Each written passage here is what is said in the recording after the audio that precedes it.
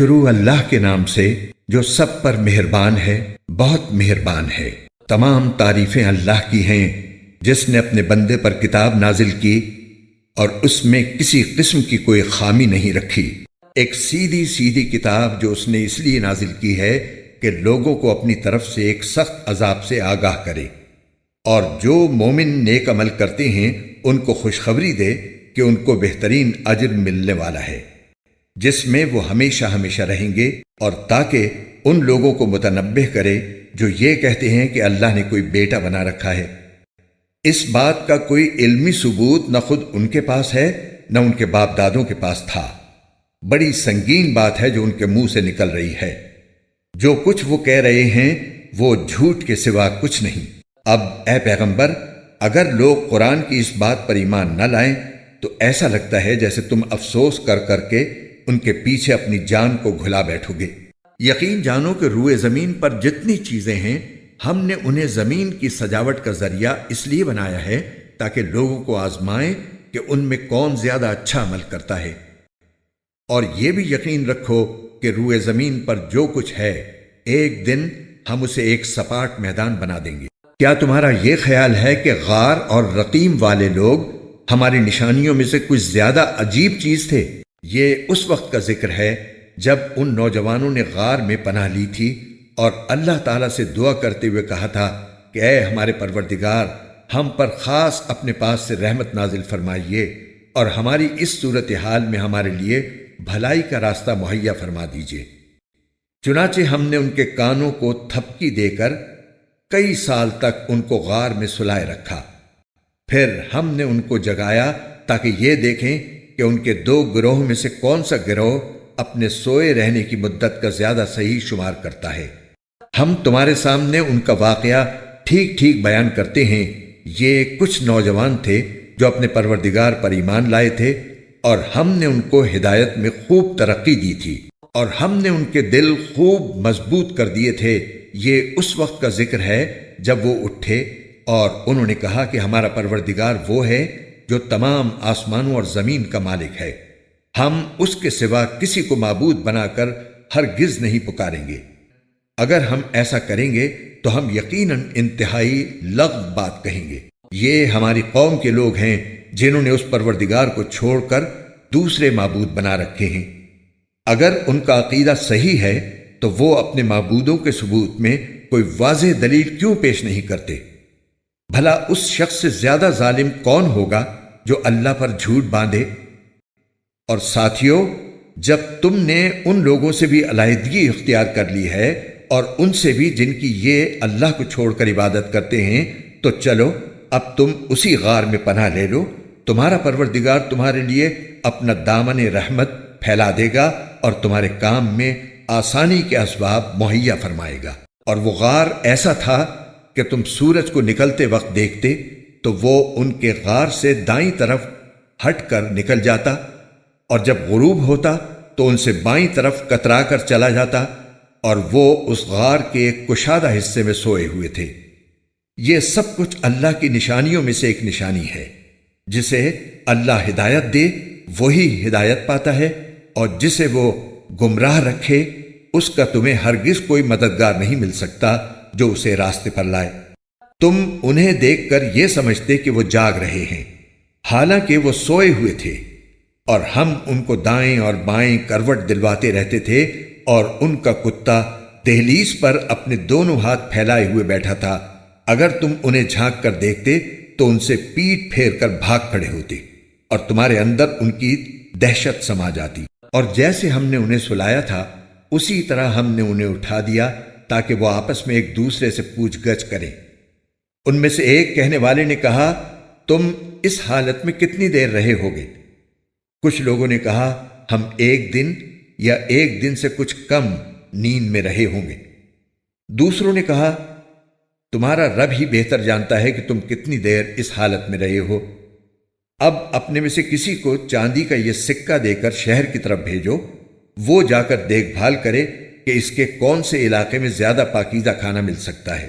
پھر تمہارے پاس وہاں سے کچھ کھانے کو لے آئے، اور اسے چاہیے کہ ہوشیاری سے کام کرے اور کسی کو تمہاری خبر نہ ہونے دے۔ کیونکہ اگر ان شہر کے لوگوں کو تمہاری خبر مل گئی تو یہ تمہیں پتھراؤ کر کے ہلاک کر ڈالیں گے یا تمہیں اپنے دین میں واپس آنے کے لیے مجبور کریں گے، اور ایسا ہوا تو تمہیں کبھی فلاح نہیں مل سکے گی۔ اور یوں ہم نے ان کی خبر لوگوں تک پہنچا دی تاکہ وہ یقین سے جان لیں کہ اللہ کا وعدہ سچا ہے، نیز یہ کہ قیامت کی گھڑی آنے والی ہے، اس میں کوئی شک نہیں۔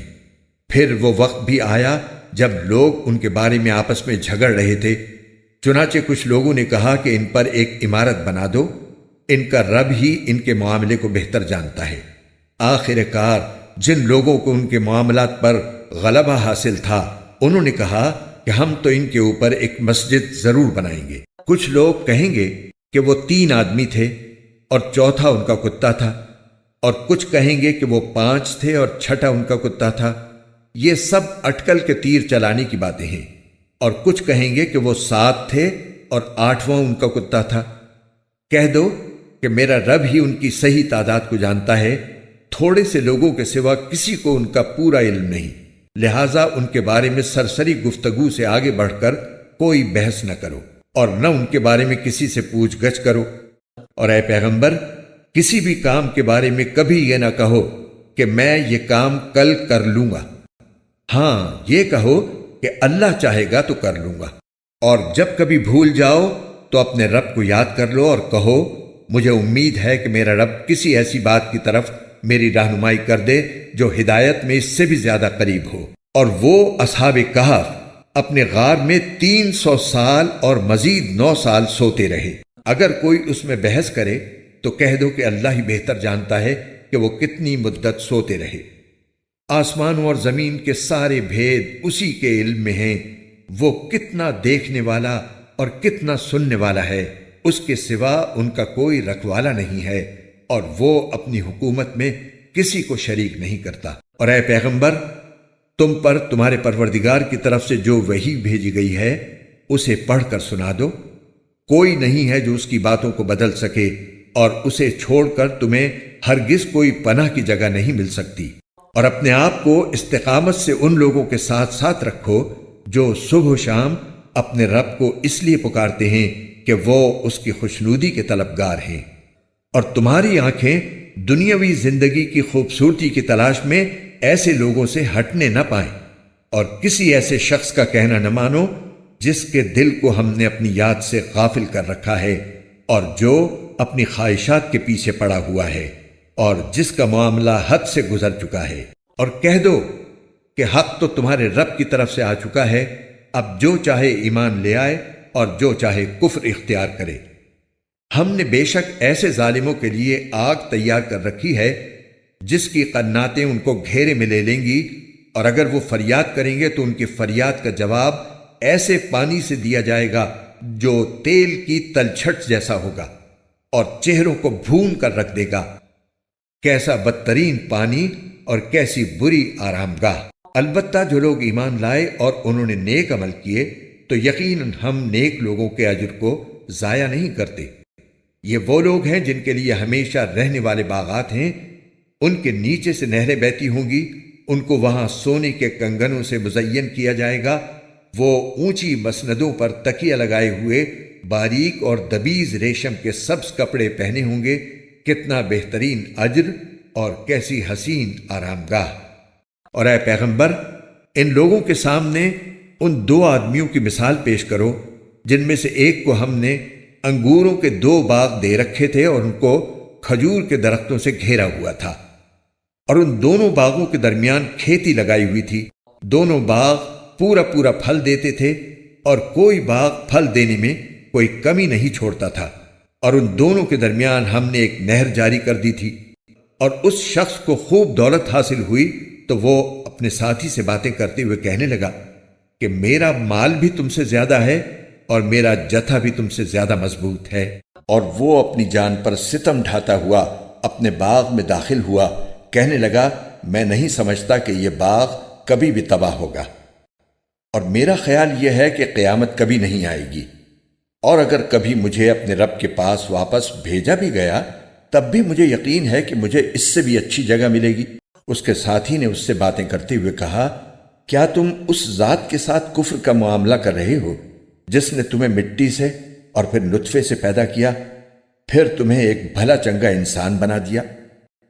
جہاں تک میرا تعلق ہے، میں تو یہ عقیدہ رکھتا ہوں کہ اللہ میرا پروردگار ہے اور میں اپنے پروردگار کے ساتھ کسی کو شریک نہیں مانتا۔ اور جب تم اپنے باغ میں داخل ہو رہے تھے اس وقت تم نے یہ کیوں نہیں کہا کہ ماشاء اللہ لا قوت الا باللہ، یعنی جو اللہ چاہتا ہے وہی ہوتا ہے، اللہ کی توفیق کے بغیر کسی میں کوئی طاقت نہیں۔ اگر تمہیں یہ نظر آ رہا ہے کہ میری دولت اور اولاد تم سے کم ہے تو میرے رب سے کچھ بعید نہیں ہے کہ وہ مجھے تمہارے باغ سے بہتر چیز عطا فرما دے اور تمہارے اس باغ پر کوئی آسمانی آفت بھیج دے جس سے وہ چکنے میدان میں تبدیل ہو کر رہ جائے، یا اس کا پانی زمین میں اتر جائے، پھر تم اسے تلاش بھی نہ کر سکو۔ اور پھر ہوا یہ کہ اس کی ساری دولت عذاب کے گھیرے میں آ گئی، اور صبح ہوئی تو اس حالت میں کہ اس نے باغ پر جو کچھ خرچ کیا تھا وہ اس پر ہاتھ ملتا رہ گیا، جبکہ اس کا باغ ٹٹیوں پر گرا پڑا تھا، اور وہ کہہ رہا تھا کاش میں نے اپنے رب کے ساتھ کسی کو شریک نہ مانا ہوتا۔ اور اسے کوئی ایسا جتھا میسر نہ آیا جو اللہ کو چھوڑ کر اس کی مدد کرتا، اور نہ وہ خود اس قابل تھا کہ اپنا دفاع کر سکے۔ ایسے موقع پر آدمی کو پتہ چلتا ہے کہ مدد کا سارا اختیار سچے اللہ کو حاصل ہے، وہی ہے جو بہتر ثواب دیتا اور بہتر انجام دکھاتا ہے۔ اور ان لوگوں سے دنیاوی زندگی کی یہ مثال بھی بیان کر دو کہ وہ ایسی ہے جیسے ہم نے آسمان سے پانی برسایا تو اس سے زمین کا سبزہ خوب گھنا ہو گیا، پھر وہ ایسا ریزہ ریزہ ہوا کہ اسے ہوائیں اڑا لے جاتی ہیں، اور اللہ ہر چیز پر مکمل قدرت رکھتا ہے۔ مال اور اولاد دنیاوی زندگی کی زینت ہیں، اور جو نیکیاں پائیدار رہنے والی ہیں وہ تمہارے رب کے نزدیک ثواب کے اعتبار سے بھی بہتر ہیں اور امید وابستہ کرنے کے لیے بھی بہتر۔ اور اس دن کا دھیان رکھو جس دن ہم پہاڑوں کو چلائیں گے اور تم زمین کو دیکھو گے کہ وہ کھلی پڑی ہے، اور ہم ان سب کو گھیر کر اکٹھا کر دیں گے اور ان میں سے کسی ایک کو بھی نہیں چھوڑیں گے، اور سب کو تمہارے رب کے سامنے صف باندھ کر پیش کیا جائے گا۔ آخر تم ہمارے پاس اسی طرح آ گئے جس طرح ہم نے تمہیں پہلی بار پیدا کیا تھا۔ اس کے برعکس تمہارا دعویٰ یہ تھا کہ ہم تمہارے لیے یہ مقرر وقت کبھی نہیں لائیں گے، اور اعمال کی کتاب سامنے رکھ دی جائے گی، چنانچہ تم مجرموں کو دیکھو گے کہ وہ اس کے مندرجات سے خوف زدہ ہیں اور کہہ رہے ہیں کہ ہائے ہماری بربادی، یہ کیسی کتاب ہے جس نے ہمارا کوئی چھوٹا بڑا عمل ایسا نہیں چھوڑا جس کا پورا احاطہ نہ کر لیا ہو، اور وہ اپنا سارا کیا دھرا اپنے سامنے موجود پائیں گے، اور تمہارا پروردگار کسی پر کوئی ظلم نہیں کرے گا۔ اور وہ وقت یاد کرو جب ہم نے فرشتوں سے کہا تھا کہ آدم کے آگے سجدہ کرو، چنانچہ سب نے سجدہ کیا سوائے ابلیس کے، وہ جنات میں سے تھا، چنانچہ اس نے اپنے رب کے حکم کی نافرمانی کی۔ کیا پھر بھی تم میرے بجائے اسے اور اس کی ذریت کو اپنا رکھوالا بناتے ہو، حالانکہ وہ سب تمہارے دشمن ہیں؟ اللہ تعالیٰ کا کتنا برا متبادل ہے جو ظالموں کو ملا ہے۔ میں نے نہ آسمانوں اور زمین کی تخلیق کے وقت ان کو حاضر کیا تھا، نہ خود ان کو پیدا کرتے وقت، اور میں ایسا نہیں ہوں کہ گمراہ کرنے والوں کو دست و بازو بناؤں۔ اور اس دن کا دھیان کرو جب اللہ ان مشرکوں سے کہے گا کہ ذرا پکارو ان کو جنہیں تم نے میری خدائی میں شریک سمجھ رکھا تھا، چنانچہ وہ پکاریں گے لیکن وہ ان کو کوئی جواب نہیں دیں گے، اور ہم ان کے درمیان ایک مہلک آڑ حائل کر دیں گے، اور مجرم لوگ آگ کو دیکھیں گے تو سمجھ جائیں گے کہ انہیں اسی میں گرنا ہے، اور اس سے بچ نکلنے کا کوئی راستہ نہیں پائیں گے۔ اور ہم نے لوگوں کے فائدے کے لیے اس قرآن میں طرح طرح سے ہر قسم کے مضامین بیان کیے ہیں، اور انسان ہے کہ جھگڑا کرنے میں ہر چیز سے بڑھ گیا ہے۔ اور جب لوگوں کے پاس ہدایت آ چکی تو اب انہیں ایمان لانے اور اپنے رب سے معافی مانگنے سے اس مطالبے کے سوا کوئی اور چیز نہیں روک رہی کہ ان کے ساتھ بھی پچھلے لوگوں جیسے واقعات پیش آ جائیں یا عذاب ان کے بالکل سامنے آ کھڑا ہو۔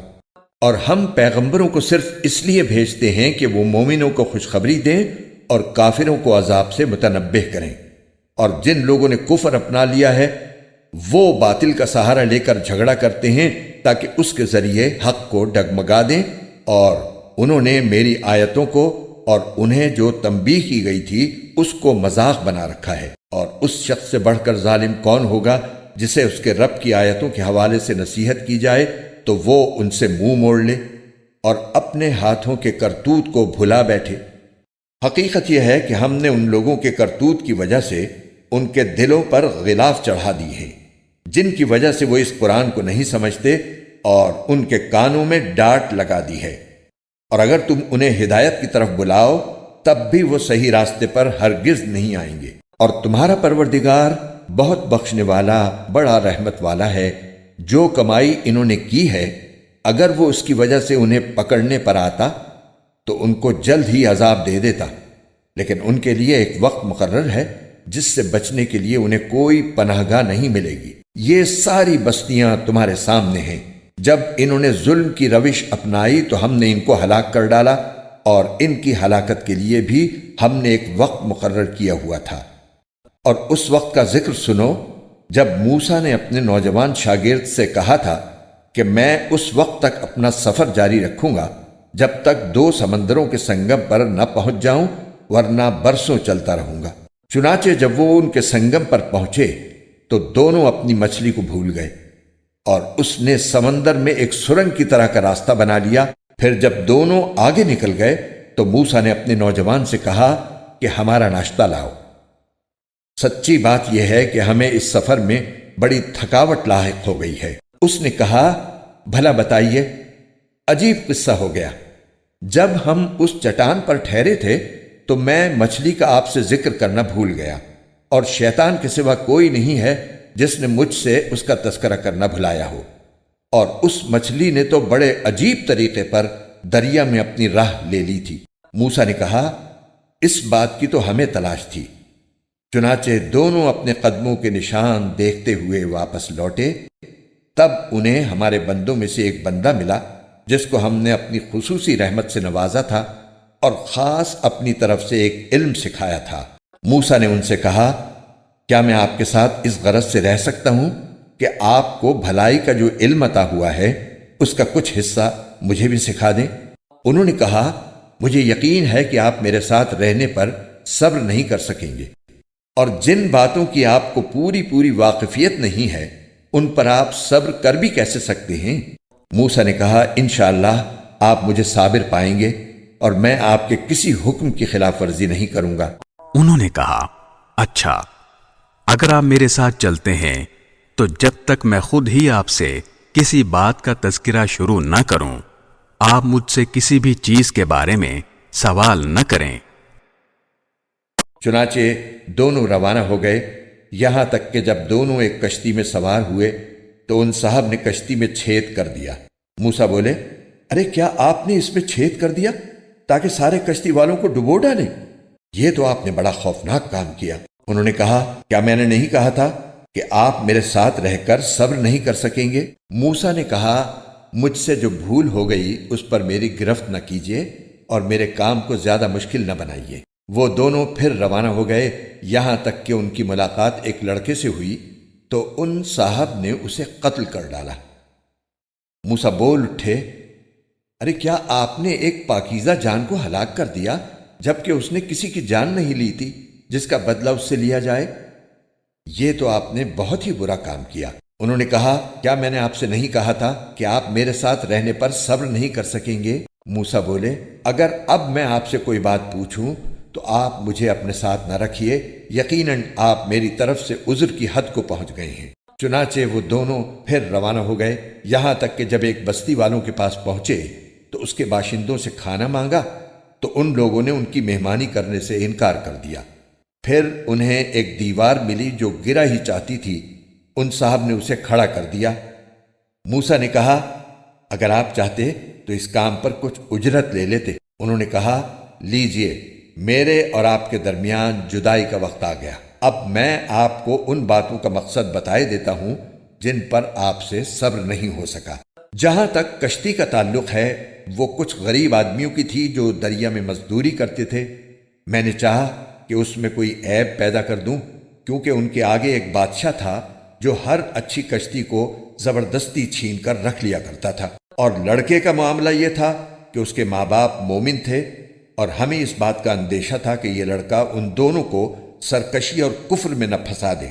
چنانچہ ہم نے یہ چاہا کہ ان کا پروردگار انہیں اس لڑکے کے بدلے ایسی اولاد دے جو پاکیزگی میں بھی اس سے بہتر ہو اور حسن سلوک میں بھی اس سے بڑی ہوئی ہو۔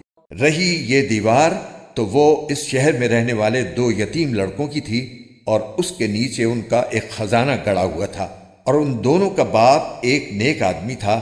اس لیے آپ کے پروردگار نے یہ چاہا کہ یہ دونوں لڑکے اپنی جوانی کی عمر کو پہنچیں اور اپنا خزانہ نکال لیں۔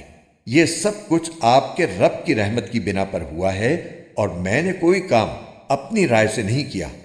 یہ تھا مقصد ان باتوں کا جن پر آپ سے صبر نہیں ہو سکا۔ اور یہ لوگ تم سے ذوالقرنین کے بارے میں پوچھتے ہیں، کہہ دو کہ میں ان کا کچھ حال تمہیں پڑھ کر سناتا ہوں۔ واقعہ یہ ہے کہ ہم نے ان کو زمین میں اقتدار بخشا تھا اور انہیں ہر کام کے وسائل عطا کیے تھے، جس کے نتیجے میں وہ ایک راستے کے پیچھے چل پڑے، یہاں تک کہ جب وہ سورج کے ڈوبنے کی جگہ پہنچے تو انہیں دکھائی دیا کہ وہ ایک دلدل جیسے سیاہ چشمے میں ڈوب رہا ہے، اور وہاں انہیں ایک قوم ملی۔ ہم نے ان سے کہا، اے ذوالقرنین، تمہارے پاس 2 راستے ہیں، یا تو ان لوگوں کو سزا دو یا پھر ان کے معاملے میں اچھا رویہ اختیار کرو۔ انہوں نے کہا، ان میں سے جو کوئی ظلم کا راستہ اختیار کرے گا اسے تو ہم سزا دیں گے، پھر اسے اپنے رب کے پاس پہنچا دیا جائے گا اور وہ اسے سخت عذاب دے گا۔ البتہ جو کوئی ایمان لائے گا اور نیک عمل کرے گا تو وہ بدلے کے طور پر اچھے انجام کا مستحق ہوگا، اور ہم بھی اس کو اپنا حکم دیتے وقت آسانی کی بات کہیں گے۔ اس کے بعد وہ ایک اور راستے کے پیچھے چل پڑے، یہاں تک کہ جب وہ سورج کے طلوع ہونے کی جگہ پہنچے تو انہوں نے دیکھا کہ وہ ایک ایسی قوم پر طلوع ہو رہا ہے جسے ہم نے اس کی دھوپ سے بچنے کے لیے کوئی اوٹ مہیا نہیں کی تھی۔ واقعہ اسی طرح ہوا، اور ذوالقرنین کے پاس جو کچھ ساز و سامان تھا ہمیں اس کی پوری خبر تھی۔ اس کے بعد وہ ایک اور راستے کے پیچھے چل پڑے، یہاں تک کہ جب وہ 2 پہاڑوں کے درمیان پہنچے تو انہیں ان پہاڑوں سے پہلے کچھ لوگ ملے جن کے بارے میں ایسا لگتا تھا کہ وہ کوئی بات نہیں سمجھتے۔ انہوں نے کہا، اے ذوالقرنین، یاجوج اور ماجوج اس زمین میں فساد پھیلانے والے لوگ ہیں، تو کیا ہم آپ کو کچھ مال کی پیشکش کر سکتے ہیں جس کے بدلے آپ ہمارے اور ان کے درمیان کوئی دیوار بنا دیں؟ ذوالقرنین نے کہا، اللہ نے مجھے جو اقتدار عطا فرمایا ہے وہی میرے لیے بہتر ہے، لہٰذا تم لوگ ہاتھ پاؤں کی طاقت سے میری مدد کرو تو میں تمہارے اور ان کے درمیان ایک مضبوط دیوار بنا دوں گا۔ مجھے لوہے کی چادریں لا دو۔ یہاں تک کہ جب انہوں نے درمیانی خلا کو پاٹ کر دونوں پہاڑی سروں کو ایک دوسرے سے ملا دیا تو کہا کہ اب آگ دہکاؤ۔ یہاں تک کہ جب اس دیوار کو لال انگارہ کر دیا تو کہا کہ پگھلا ہوا تانبا لاؤ، اب میں اس پر انڈیلوں گا۔ چنانچہ وہ دیوار ایسی بن گئی کہ یاجوج ماجوج نہ اس پر چڑھنے کی طاقت رکھتے تھے اور نہ اس میں کوئی سوراخ بنا سکتے تھے۔ ذوالقرنین نے کہا، یہ میرے رب کی رحمت ہے کہ اس نے ایسی دیوار بنانے کی توفیق دی، پھر میرے رب نے جس وقت کا وعدہ کیا ہے جب وہ وقت آئے گا تو وہ اس دیوار کو ڈھا کر زمین کے برابر کر دے گا، اور میرے رب کا وعدہ بالکل سچا ہے۔ اور اس دن ہم ان کی یہ حالت کر دیں گے کہ وہ موجوں کی طرح ایک دوسرے سے ٹکرا رہے ہوں گے، اور سور پھونکا جائے گا تو ہم سب کو ایک ساتھ جمع کر لیں گے، اور اس دن ہم دوزخ کو ان کافروں کے سامنے کھلی آنکھوں لے آئیں گے جن کی آنکھوں پر دنیا میں میری نصیحت کی طرف سے پردہ پڑا ہوا تھا اور جو سننے کی صلاحیت نہیں رکھتے تھے۔ جن لوگوں نے کفر اپنا لیا ہے، کیا وہ پھر بھی یہ سمجھتے ہیں کہ مجھے چھوڑ کر میرے ہی بندوں کو اپنا رکھوالا بنائیں گے؟ یقین رکھو کہ ہم نے ایسے کافروں کی مہمانی کے لیے دوزخ تیار کر رکھی ہے۔ کہہ دو کہ کیا ہم تمہیں بتائیں کہ کون لوگ ہیں جو اپنے اعمال میں سب سے زیادہ ناکام ہیں؟ یہ وہ لوگ ہیں کہ دنیاوی زندگی میں ان کی ساری دوڑ دھوپ سیدھے راستے سے بھٹکی رہی اور وہ سمجھتے رہے کہ وہ بہت اچھا کام کر رہے ہیں۔ یہ وہی لوگ ہیں جنہوں نے اپنے مالک کی آیتوں کا اور اس کے سامنے پیش ہونے کا انکار کیا اس لیے ان کا سارا کیا دھرا غارت ہو گیا۔ چنانچہ قیامت کے دن ہم ان کا کوئی وزن شمار نہیں کریں گے۔ یہ ہے جہنم کی شکل میں ان کی سزا، کیونکہ انہوں نے کفر کی روش اختیار کی تھی اور میری آیتوں اور میرے پیغمبروں کا مذاق بنایا تھا۔ دوسری طرف جو لوگ ایمان لائے ہیں اور جنہوں نے نیک عمل کیے ہیں، ان کی مہمانی کے لیے بے شک فردوس کے باغ ہوں گے جن میں وہ ہمیشہ رہیں گے، اور وہ وہاں سے کہیں اور جانا نہیں چاہیں گے۔ اے پیغمبر، لوگوں سے کہہ دو کہ اگر میرے رب کی باتیں لکھنے کے لیے سمندر روشنائی بن جائے تو میرے رب کی باتیں ختم نہیں ہوں گی کہ اس سے پہلے سمندر ختم ہو چکا ہوگا، چاہے اس سمندر کی کمی پوری کرنے کے لیے ہم ویسا ہی ایک اور سمندر کیوں نہ لے آئے۔ کہہ دو کہ میں تو تمہیں جیسا ایک انسان ہوں، البتہ مجھ پر یہ وحی آتی ہے کہ تم سب کا اللہ بس ایک اللہ ہے، لہذا جس کسی کو اپنے مالک سے جا ملنے کی امید ہو اسے چاہیے کہ وہ نیک عمل کرے اور اپنے مالک کی عبادت میں کسی اور کو شریک نہ ٹھہرائے۔